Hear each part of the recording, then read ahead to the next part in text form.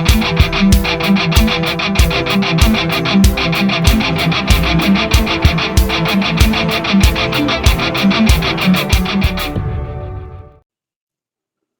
everyone. Welcome to episode 29 of the Masters Muscle Podcast. We are now for what I'll call season 2. Vinnie is back. And our guest tonight, he competed in what I consider one of the best decades of bodybuilding, battling it out against the likes of Flex Wheeler, Kevin Levrone, Ronnie Coleman. He is your 1995 Nationals overall winner. Vinnie, who's the guest of honor? Don Long, man. Wow, it has been a long time. Yeah. Don and I go back a long time, and no pun intended. I remember, I think we met somewhere in maybe the 94 Nationals.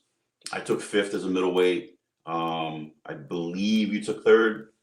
And then following year, you won the overall. And we always had an opportunity to cross paths with certain work endeavors that we were involved in. Clothing lines, guest posings, seminars, and things like that. And I remember always picking your brain. And I used to say this to my friends. I go, every time I saw Don, I would pick his brain. I think I annoyed the hell out of him back in the day. And you had a great career. Your first show you did, I believe, correct me if I'm wrong, you took top 3 in the Night of the Champions when it was in Beacon Theater. Correct. When bodybuilding was like probably at its peak with the excitement. And, we both competed in a very difficult era. Yeah. And you as a heavyweight went against some monsters. And then when you got to the pros, it was no different. And I'm going to let you take it from there. So after the 96 Night of Champions, I'm looking here. You did the Arnold Night of Champions again in San Jose. Take it from here. How did you tell us about your career? Yeah, of course. Leading up to the Nationals, of course, I started off as a light heavyweight at the juniors, and that was in 1992. Yeah, 1992. The next year, I was able to move up to the heavyweight, and I put on about 30 pounds a year. And so I went to the heavyweight division. Of course, it was only heavies at that point as far as the maximum. But I went to the heavyweight division at that point. Like I said, picked up 30, and I placed in the top 4. With Francois, Dennis, and Edgar Fletcher, and myself. And then I think Caputo was behind me, and Tony Freeman was behind him. So he was 6th that year. And then of course, class. Go ahead. That was a stacked class. That was a stacked class, yeah. So, because even deep behind that, it was always, somebody else that could have moved up into the 6th or 5th place spot easily. So, then after 93 Nationals, I picked up another good amount of weight, probably about 17 pounds, and I was about 241 at the 94 Nationals with Paul DeMayo and Craig Titus, along with Edgar Fletcher. Tony Freeman was in that show also, and then Stan McCrary, So still a lot of good people in that particular show also, And then, of course, 95 was the year that I put on like another 5 or 6 pounds that year, but a little more refined. And then that's when I actually won the overall. So, and then, of course, after that, that was around October, and I had up until May to try to make some type of improvements for the Night of Champions. And so I probably put on another 5 pounds. And then I went into the Night of Champions where I got 3rd behind Flex and Ronnie, And so that's kind of like my claim to fame, because after that, not knowing is probably when my body started getting sick. I didn't realize what was going on. But in hindsight, I was only born with the 1 kidney. And then in turn, that kind of had me, I looked great in the off season and I looked good in photos, but I never could produce it well enough at the shows. So you didn't know you were born with 1 kidney? No, when you're our age, back then they didn't see things like that. Nowadays, I have a niece, they saw it when she was in the womb that she has 1 kidney, So back then, they didn't have that kind of technology to say, you had 1 kidney. A lot of people walk around with 1 and don't even know it, but you can live great on 1, but you just can't be, a high level bodybuilder, probably. Right. So you had to make a drastic decision to say, I think I have to end my career. Well, it's just, because you've seen I did the rest of the different shows year after year. That was 96, 97, 98, 99. I kept trying to compete, but nothing was actually working. All seasons were great. I got up to 310 pounds. I was huge and ready to come in at about 270, 275. But it just never would land right. Even though, once again, I can have photo shoots from that same prep. And sometimes that's what people see on my page. I look great, but it's a fine line to being, looking great on stage. It's all it takes a little bit to throw you off. Sure, big difference. Yeah. And was that definitely, like, did that play on your psyche and make you think, like, well, what am I doing next? Because this is my career. Yeah. Well, keep in mind, at this point, I still didn't know what was going on, and not until I got sick. I was about 2 weeks where I had like the flu, and I explained the story before, but it was like 2 weeks I had like the flu, and I never really got sick like that because I really took really good care of myself, and of course I ate well. I just never caught hardly even colds. But anyway, this time it was like 2 weeks, and I just couldn't kick it. So finally I went to the doctor, and by this time I'm kind of throwing up and stuff. He said, you need to go to the emergency room. By the time I got there, that's literally, they said you need to go on dialysis. Wow. At this point, I don't even know what dialysis is, honestly. And so I was definitely in big time denial. I'm like, this is around October, and then I'm already kind of starting to prep for the Arnold's Classics. Looking good as far as being in the off season and stuff like that. And then so I was just in denial. And finally, after about 3 days, they called my sister and got her on the phone and said, you need to talk to your brother. And then and so she got me to actually go on dialysis. So. And Don, you're what, your 20s, give or take? I was probably at this point I'm about 33. Okay. Not champions. I was still in my 20s, but this is 3 or 4 years later. Gotcha. How old were you on dialysis? I started when I was 33.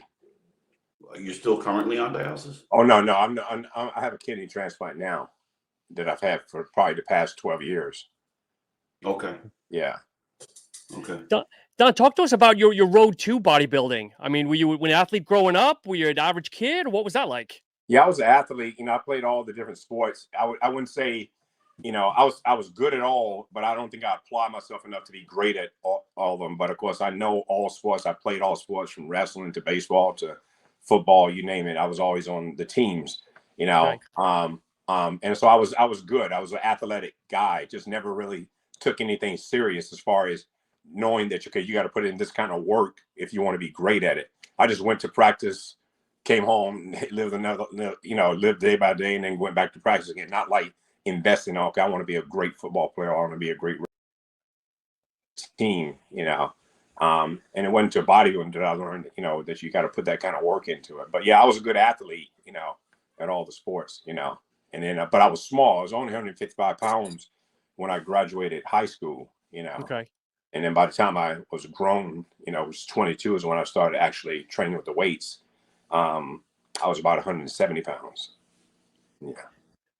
So was it basically just wanted to put on weight, saw a magazine cover and said, I want to do that? Or kind of what was the real origins? Yeah. So I used to do these, best body on the beach contests.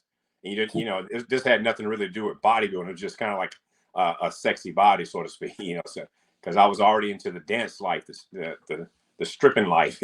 So you see, you meet people that do these different contests. So I made literally almost a living doing that, because in the DC area where I live, it was a different club every night that was holding some type of best chest contest or best body on the beach. So I'll just do a circuit, and then win trips, win money, and the whole 9 yards. But in turn, what I would do is eventually I ran into actually people that actually competed in bodybuilding. So they said, you should think about bodybuilding. Even though I still didn't have like big legs, I just had a nice cut physique, Yep. And then they said, you should check out a bodybuilding show. So I checked out one. I said, I think I can try to kind of do this. And at the time, I kind of saw myself kind of like a Sean Ray, even though I didn't realize how short he was. But I saw myself in that same shape, so to speak, Yep. And then of course I saw Lee Haney and stuff like that. So I said, I think I can do this if I put the work in. So once I did my first show, I competed the first couple of years natural.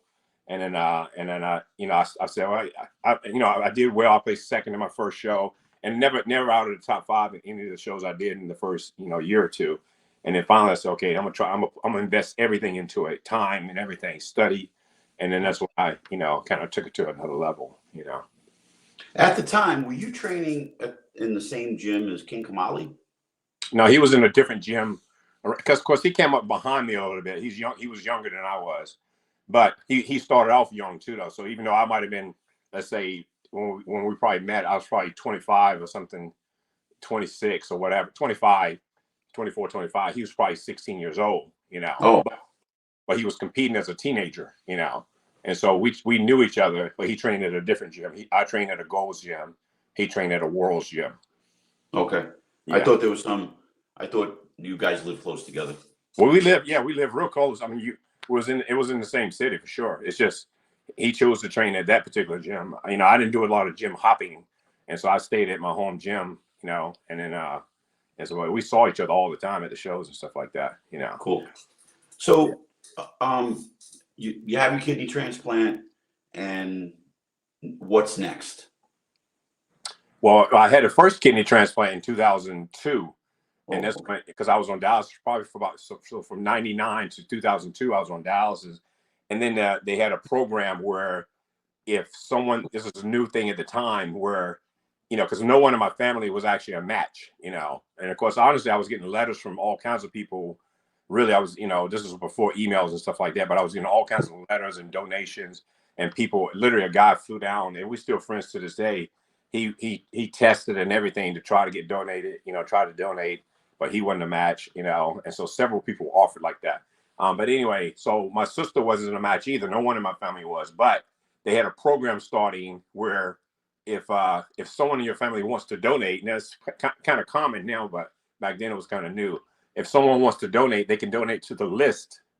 And then if they donate to the list, then that'll move you to the top of the list instead of waiting 3, 4, 5 years. Oh, interesting. Yeah. So she did that.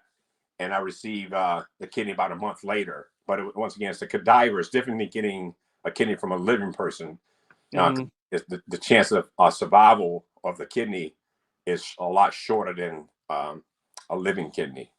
But anyway, it lasted 1.5 years. And then so I had to go back on dialysis. But it was a very traumatic experience. So I didn't really even want anyone else to give up a kidney at this point. I was like 7, 8 years after that to where I said I was just going to ride it out, But then we moved to Jacksonville, Florida, where there's a Mayo Clinic there. And at the time, I met my wife in Missouri. She moved with us. And then after being married probably 2 or 3 years, she said, you should at least get on the list, And then, by the time you get up there, maybe technology gets better. They can make kidneys last longer, blah, blah, blah. And long story short, she went with me for the whole talk up at the clinic and stuff like that. And they explained to her once again how living kidneys last a lot longer, And then so by the time we got home, she went and tested her blood because you can test your blood on your own to see what blood type you are. And she found out we were the same blood type. But of course, wow. Yeah, of course, that really don't make a difference though, because it really comes down to androgens. And so you can have the same blood type, but you have to match on a lot of like 3 different androgen levels. And by this time, I had already had transfusions and things like that. So. And I had the transplant before, so it lowers your percentage of who will be available. So it was only 3% of the population that would be a match for me. And so she came on with the test, and said, well, I'm an O positive. So now, let's try to go the next step. So anyway, she wanted to move forward with that. So we called Mayo Clinic up. They put her through all the testing. And I think we have to wait like a month after that for them to do all the testing. And then, and also we get a call and said she's a perfect match, Wow. Yeah. So we didn't know where that came from, but so she's definitely an angel. And then so that was in 2010, and so ever since I've had that kidney.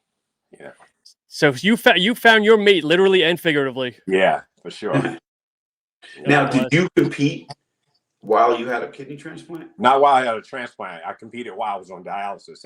A lot of times people did confuse that, but I said I would never take a risk with someone that gave me a kidney and start doing bodybuilding again, And so no, I didn't never compete with a transplant, put it that way. Okay.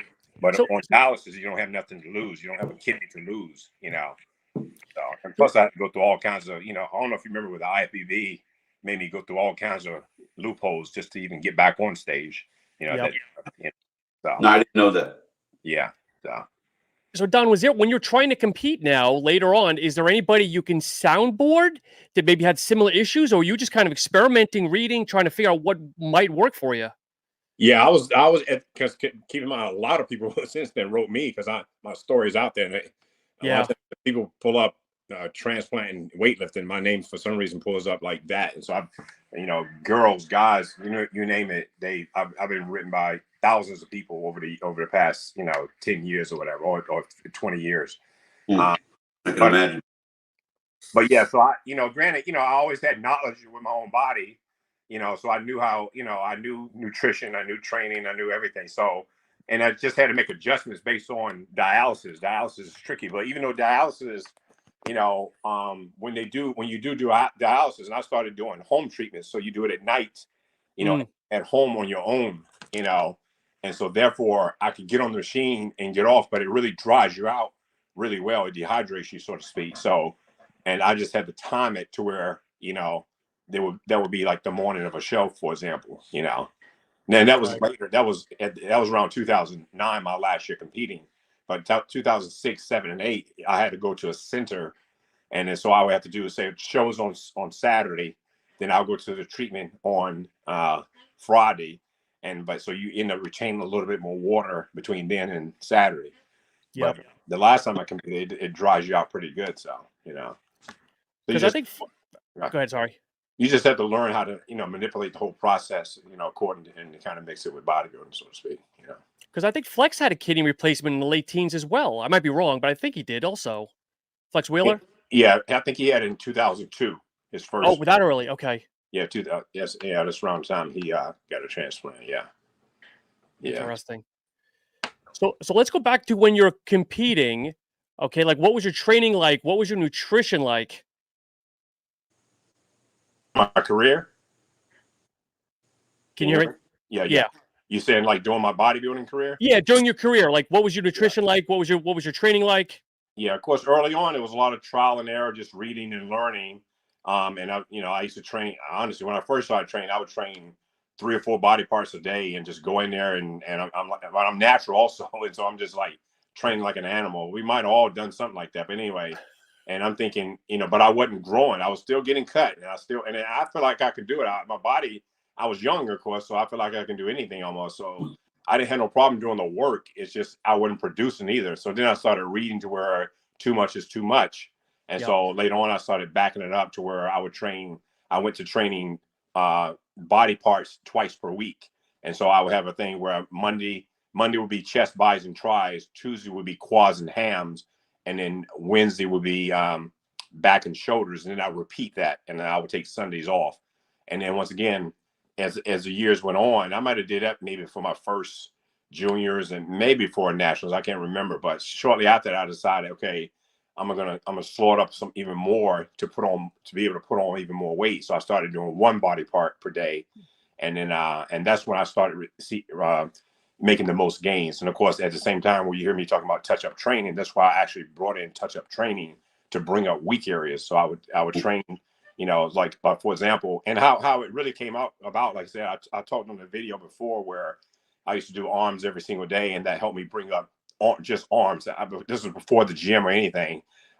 Just to go to the beach, I would train arms every day, and I had big biceps, But so I started doing some, analyzing, if you take a look at a construction worker, and it's because I did construction myself, I was more like a punch out guy, labor type guy. But there's real guys who hammer every single day. If you notice, the one arm is going to be way bigger than the other arm because they literally hammering every day. The same thing with a tennis player, same thing with a guy that rides bikes, cycling. That's all they do is ride every day. They got huge quads and small upper bodies, And so then I started saying, well, I'm not going to do that much. I'm just going to do a touch up on each area and let it break down, like I mentioned before, break down lightly so it can heal pretty fast. And then the repetitiously of breaking down and healing creates solid muscle underneath it over time. And so after my first nationals, Jim Mannion told me, you look great, but you got to bring up your back, And so the first thing I started doing was back touch-ups, And if you go and look from one year to the next, I made a lot of improvements on my back. So then I started literally doing it for, quads, hams, shoulders. Shoulders wasn't a weakness for mine, but I just wanted, great shoulders, you know. So when you would train back, did you have like say a back day, and then every day after that was an exercise you picked? Exactly. So let's say back is my weakness at this time. And so I would train all my body parts, like I told you. Monday would be chest, Tuesday would be quads, Wednesday would be biceps and tris, Thursday would be shoulders, Friday would be hamstrings, because I separated those two because, you know, I wanted to make the same gains on my hams as I did the quads. So I separated those two. And then Friday would be back. So every day but back day, I would do some type of back movement at the end of my workout, 4 to 5 sets. Heavy. So And then, did you say, okay, was it like, okay, I have this certain area of my back I have to bring up, or it was, I'm just going to pick an exercise arbitrarily? Like, yeah, so I would go back and forth. Some for a week or two or whatever the case may be, I'm doing nothing but hammer strength rows. Okay, the next couple of weeks I'm going to do lat pull downs. You know, every day, pull ups every day, just 4 to 5 sets. Huh? The same exercise. Well, it can be any exercise, because once again, I will fumble around because you got all kinds of machines that hit from different angles. But as long as I'm doing something for my back to improve it, I'm gonna say I want to bring this area. I want to hit lower back today. I want to hit this one, but it's going to be the whole entire back. Now, other body parts are a little more simple because I just wanted side laterals. I want cap delts. Well, sometimes I did it for rear delts before also, because once again, coming into the shows, and it's why I did it. Other people. And at that level, they had huge rear delts. I didn't have one yet. Now, as soon as I started training on touch-up, it's a small muscle. It grew very fast. So I had huge rear delts also. But I look at other people and say, okay, and the way I did things, I look at the people that I'm going to compete against, the top guys, and I got to have what they have on my body. I got to, if I'm missing this, by the time I get to that show, I want that area to come up some, you know.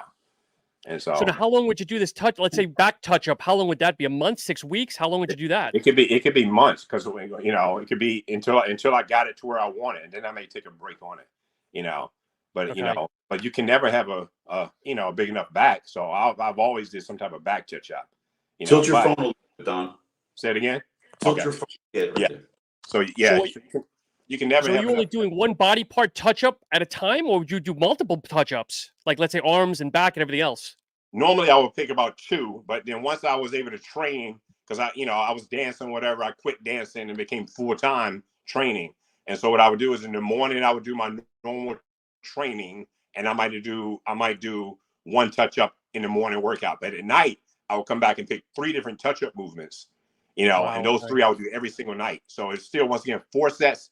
For example, if I go back at night, it's gonna be 4 sets of rear delts, 4 sets of lat pull downs, 4 sets of adductors, you know, so whatever the case may be, you know, and that'll be my night session. So, which is quick and simple. And I designed it that way because at night, everything is chaos. You know, I didn't want to be, you know, I never like to train full bodies. I mean, body parts at night because it's too crowded and stuff like that. In the morning, I can get my full workout in. At night, I don't need any particular machines to that degree where I can just hop on anything and get it done quickly, you see?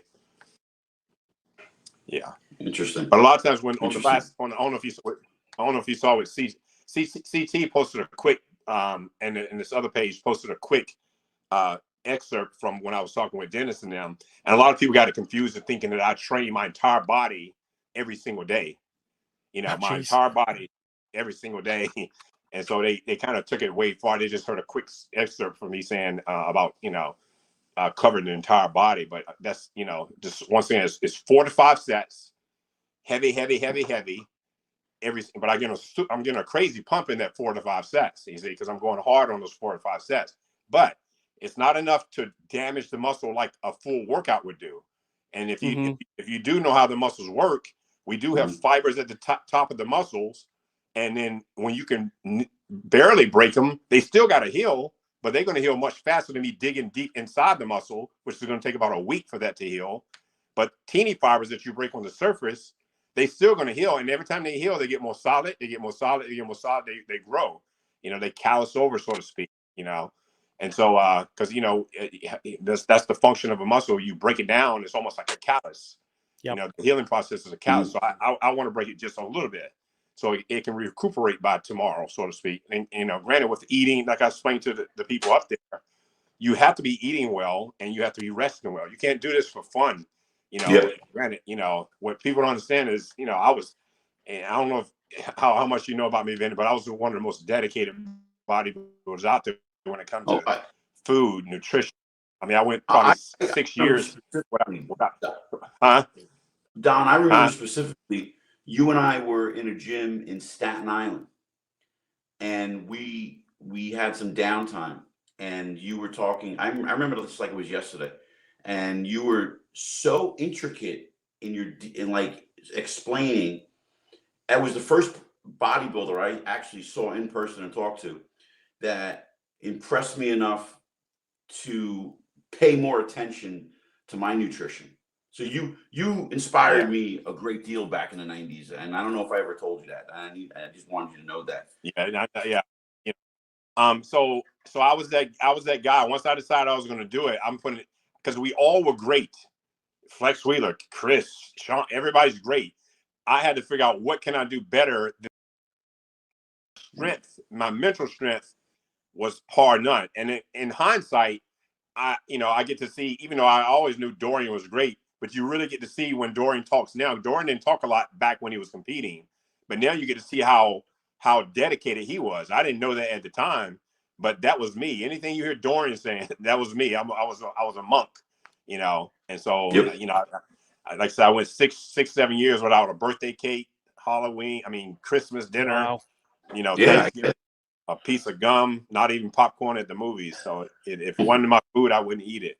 You know, and once again, when I started coaching people, I didn't make them do that.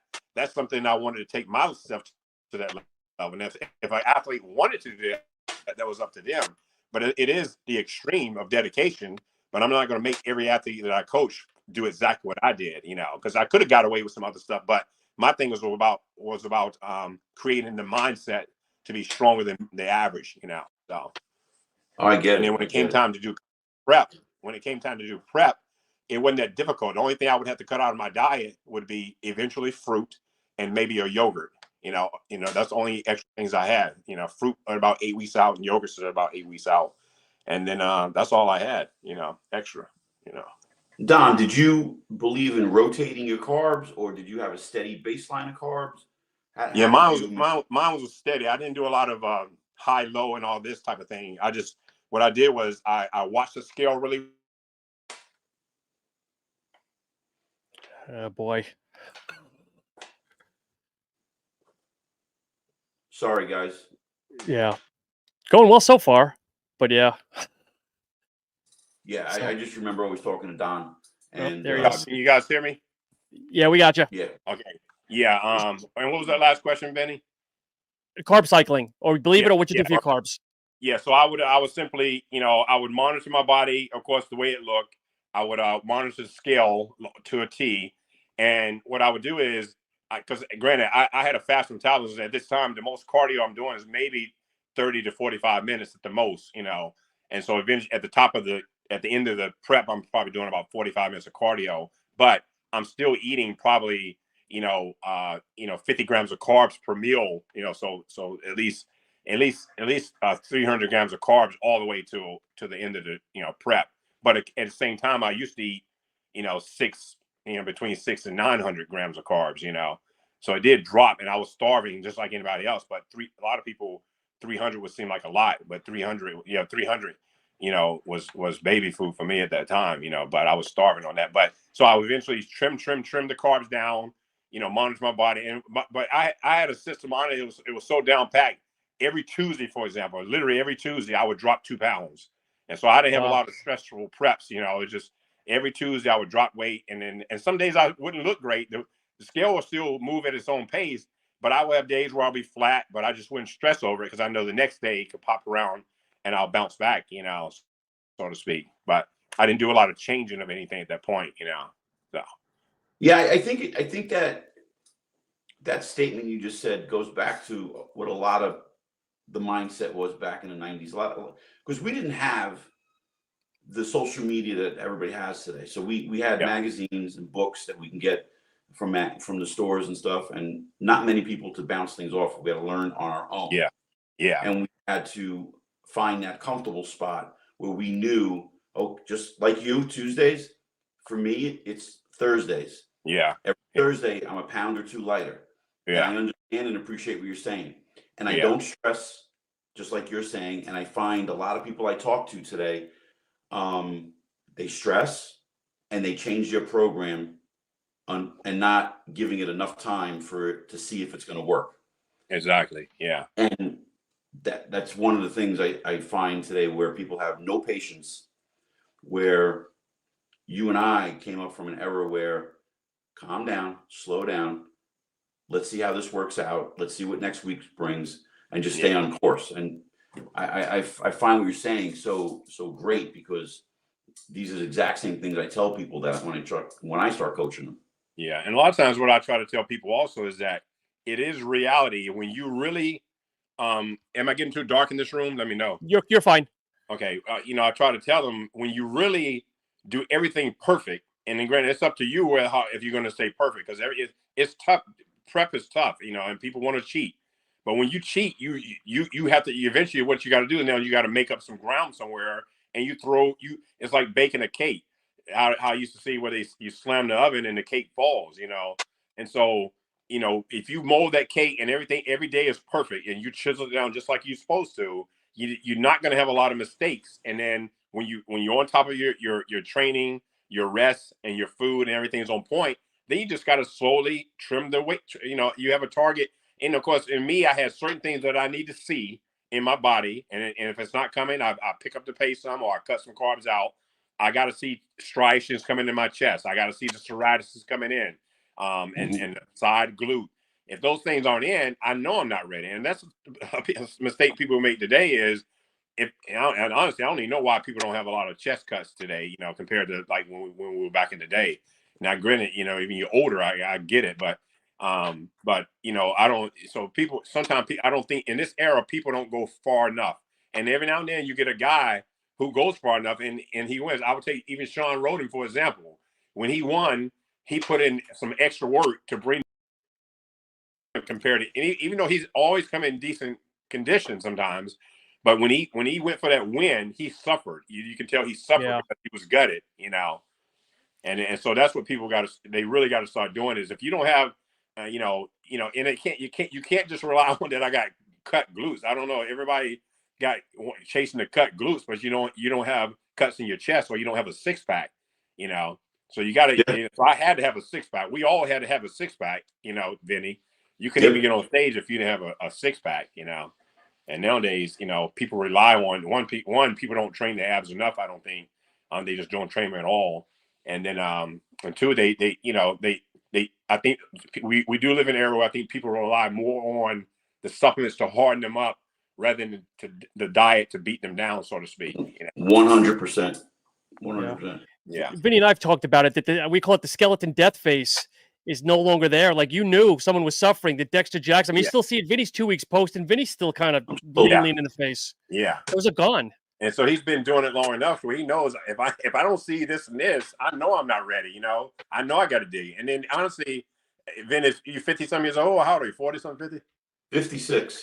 Exactly. And I'll be honest, to bring that kind of condition at 56, I'm tripping myself. Yeah, but it's all up here, Don. Yeah, and it goes back from the school of hard knocks, so to speak, that what you gather from when you were younger, And I think no other way, so to speak, but suffering. We had to suffer, And that's why when you look at the nationals, I mean, it was tough for you to get your card for so many years, but you were a hell of a bodybuilder. You know what I'm saying? You won the USA's, right?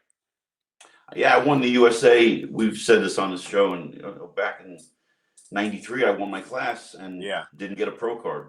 Yeah, exactly. And I was thinking that today. It's a lot, not about you, but in general, it's a lot of bodybuilders back in our day that wish they were in this era, because honestly, it's a lot easier for them to get a card nowadays. Oh, and Don, I'm sure that in your gym back in the '90s, you could break balls with other competitors.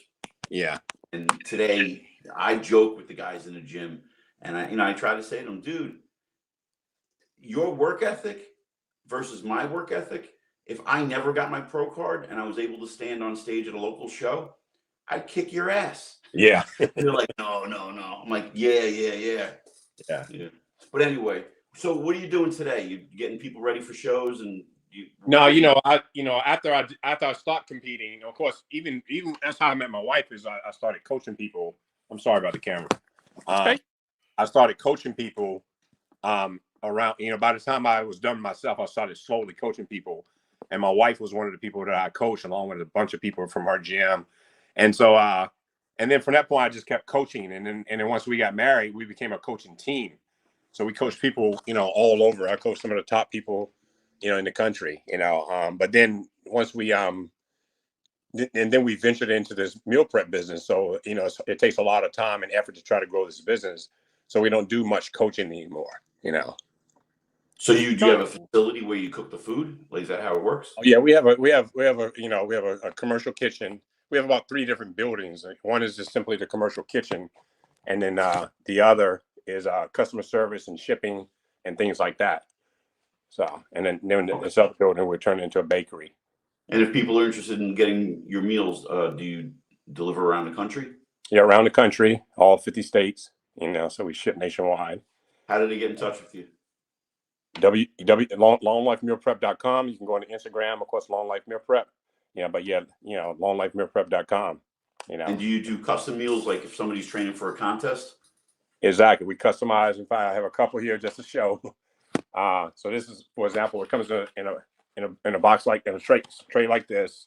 And for example, I just bought some of the pounds of salmon, for example, and it comes just like this in a sealed container, so it stays fresh. So you have to peel this film back when you're ready to eat it, but it'll last in this tray for 2 weeks without eating. And when you eat it on the last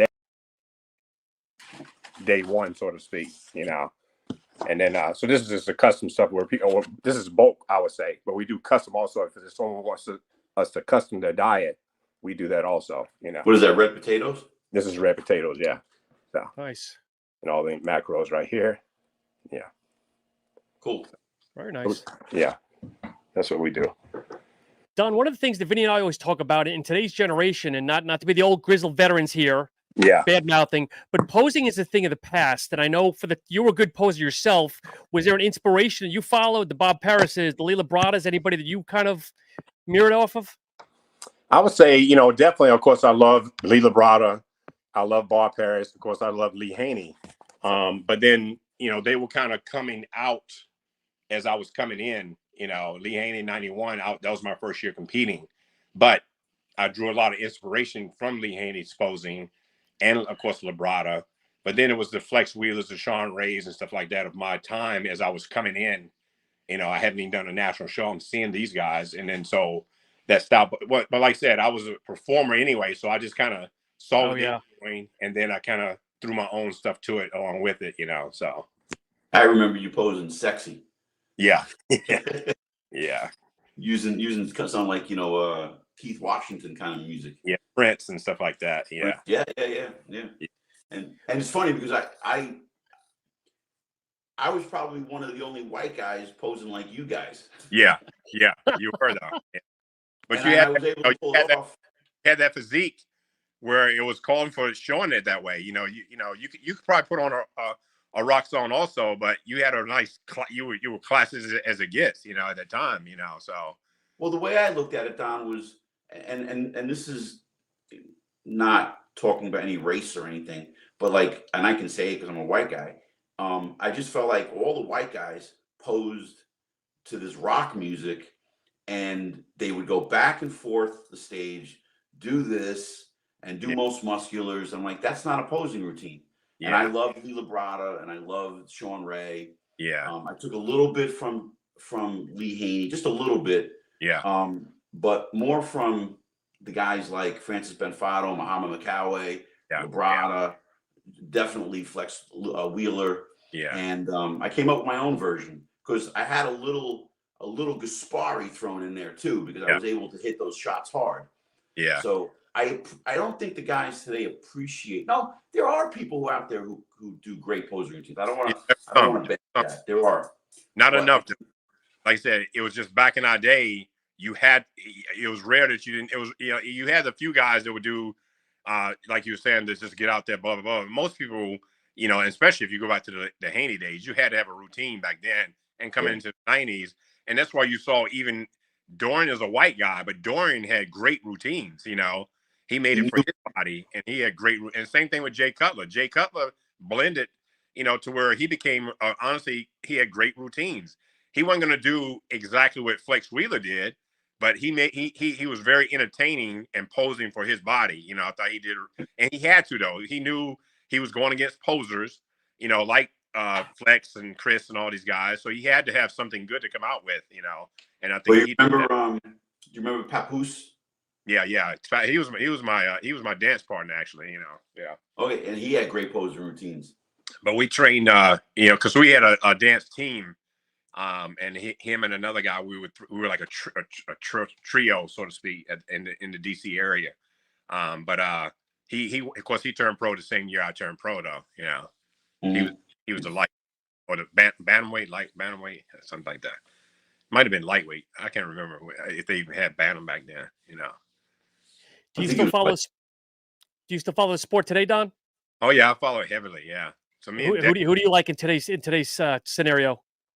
You know, I like I like a lot of people. I think a lot of people put in work. I think, you know, of course I like you know, I like hot. I mean, the top guys are doing what they're supposed to do.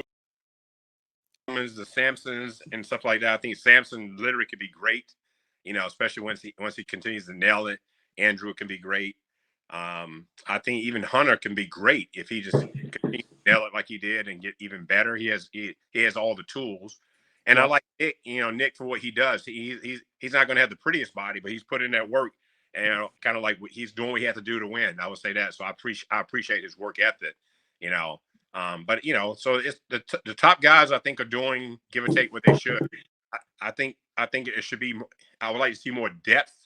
You know, go further than those guys. Some of these smaller shows should still have some quality people, and I just don't. I think it's slipping a little bit at the level. You know, the Olympia is great. The Arnold's top 4 or 5 are great.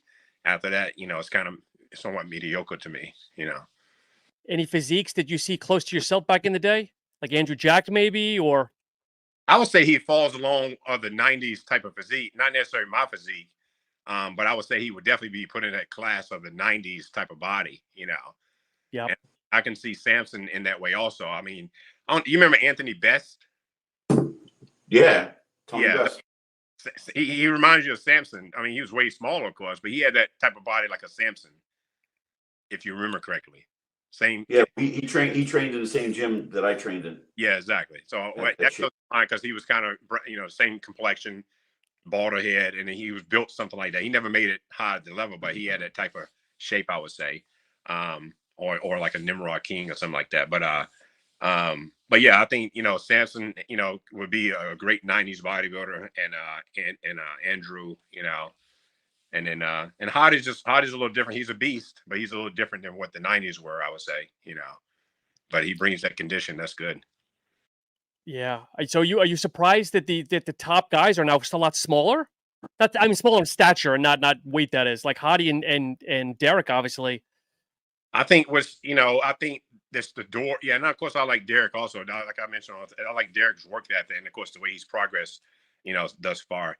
But I think the door just gets left open, and you know, the pool is not that deep. I mean, I'll be honest.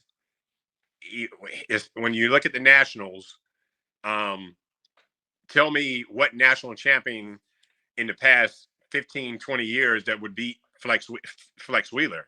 Yeah. Or Chris Cormier, you know, or let's say 5, 6, 7, 8 years ago, who's even close to that level, you know, coming out of the national. So the crop is not great coming out, you know, and so we don't have a lot of, you know, crop to choose from. And I think what's happening is once you split up these divisions and people stopping at men's physique and people stopping at classic, then that's what's going to ruin. I mean, to me, it's going to take away from the body, because I would have been men's physique at some point if I just stayed there, you see? And if I wanted to move another notch, I could have just stayed at classic. Absolutely. You know, it was our type of bodies, men's physique, you know, with the genetics of being ripped like that excel to be great bodybuilders. And now they're just staying at men's physique. The best shapes and the best bodies are in men's physique. Then they still have to, of course, pick up their legs, a lot of them. But I did too. I didn't have legs to start off with. But and so what you have after that is the football players molding themselves into bodybuilders, so to speak. And I'll use that kind of, but that's what you have. You have these guys that one genetically made for bodybuilding, but they mold themselves down to bodybuilding. And so, but they can do that. They can get away with that because it's not, you don't have all of these shapes like you used to, you know? Yep. So Don, as we wind down here today, are you still in the gym frequently, or more focused on the business, or kind of what's your training like nowadays? yeah, the gym is always a part. I have to start, you know, because I'm a professional bodybuilder, so you know I know the importance of, you know, that having that exercise as a part of my day. Now I don't train like I used to. Once I stopped coaching, because I used to coach, you know, my training partner who was a pro, I helped him turn pro. But because when I was living in Jacksonville with him, I would train hard. Armando Amon is his name. But anyway, I would train hard with him. This was only a few years ago, though. I used to train hard, and I stayed a little bit bigger because of it. But I didn't necessarily want to be bigger, but I just wanted to push him and train hard. So once I kind of stopped coaching and train on my own, I literally use all machines at this point. I don't do any squats. You know, I just do a lot of leg extensions, body weight squats, and lunges. And it's just training to be fit and get in and get out. You know, still quick and simple. And then I do some cardio, you know, but I'm not trying to put on weight or get bigger, but I want to keep a little shape is what I want to do, you know. And I still, believe it or not, I still do touch-ups, because if I don't have anything else, if I have on a shirt and I can show some round delts and some nice arms, then I touch up those areas, and then people will be fooled, but they don't have to see the rest. As long as they see the arms and shoulders, they don't have to see the six-pack and nothing like that, you know. I love it. Yeah, that's awesome. I'm so glad we got you on tonight. We got to get you back on in the future because we got so much more to talk about. For sure. Thanks for having me on. I appreciate it. Don, it was definitely a pleasure. And once again, the name of the business, please. The business is Long Life Meal Prep. We ship nationwide. We've prepped for some of the top athletes in the country. Sean, we prepped for Sean. We prepped for Dexter Jackson, Kevin Larone, with Chris Cormier now. You know, so we've Natalia, you name it. We prepped Ariel Kadar. We prepped for some of the top athletes in the country right now. And then, so yeah, we're available to help people with their preps. And of course, you know, we know nutrition, so they don't have to. They're not going to people that are green at this. This is what we do, meal prep. That's why we got into the business. And of course, our major base is simply making food. We make entrees each week, a different type of entree so people can have good macros but tasty food, like a pizza bowl or lasagna bowl, but it's all macroed down to still help them stay on track. You know. Nice, sounds good. Yeah, excellent. Cool. And what's the Instagram, Don, in case people want to follow you? Yeah, so that's gonna be Long Life Meal Prep. Simple as that. Perfect. Yeah. And Vinnie, it's great having you back after Romania. And everybody, thank you so much for tuning in. Next week, we have Jimmy Mentis and Porter Cottrell joining the show. Don, again, thank you so much and continued success. Thank you, guys. Y'all have a great night, okay? Thank you, Don. All right, take care.